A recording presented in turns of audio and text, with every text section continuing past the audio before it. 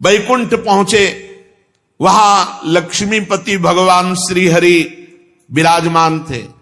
दुर्वासा जी सुदर्शन जी के आग से जल रहे थे, वे कांपते हुए भगवान की शरण में गिर पड़े और उन्होंने कहा, हे अच्युत, हे अनंत, आपका एक व्रत है, कोई कैसा भी हो आपकी शरण में आ जाए आप रक्षा करते हैं, इसलिए मैं आपकी शरण में हूं, आप अपने सुदर्शन चक्र से बचा लो। हे जीवन दाता, मैं अपराधी हूं, मेरी रक्षा कीजिए। आपका परम प्रभाव ना जानने के कारण मैंने आपके भक्त का अपराध किया, प्रभु आप मुझे बचा लीजिए। हमने तो सुना है आपका नाम उच्चारण कर ले तो जीव नरक से मुक्त हो जाता है, फिर हम आपकी शरण में, आप सुदर्शन चक्र से मुझे बचा लीजिए। भगवान ने सीधा उत्तर दिया। भगवान ने कहा, दुर्वासा जी, मैं स्वतंत्र नहीं हूं, मैं सर्वथा भक्त के अधीन हूं। ये सुदर्शन चक्र मेरे कहने से नहीं रुकेगा। मुझ में तनिक भी स्वतंत्रता नहीं है। मेरे सीधे साधे सरल भक्तों ने मेरे हृदय को अपने हाथ में कर रखा है।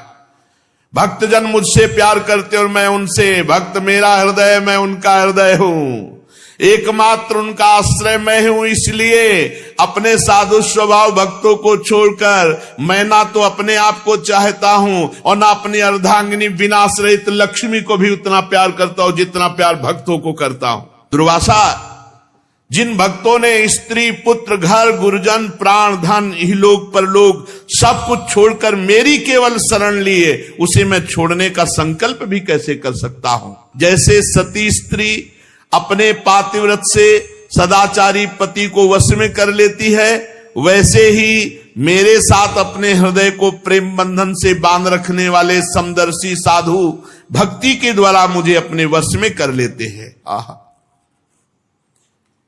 ये अनन्य प्रेमी जो साधु जन है, ये मेरे हृदय है और उन भक्तों का हृदय मैं हूं।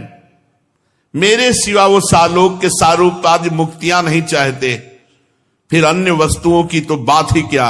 दुर्वासा जी, वो मेरे सिवा अन्य किसी को नहीं जानते तो मैं उनके सिवा अन्य किसी को नहीं जानता।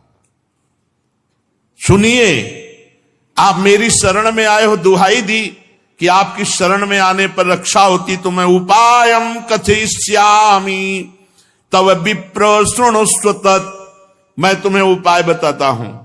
जाओ अम्बरीश जी के पैर पकड़ लो, बच जाओगे। अगर अम्बरीश जी के चरण नहीं पकड़ोगे तो विश्व ब्रह्मांड में कहीं भाग के जाओ, ये सुदर्शन चक्र तुम्हें चैन नहीं लेने देगा, तुम्हारा अमंगल हो जाएगा।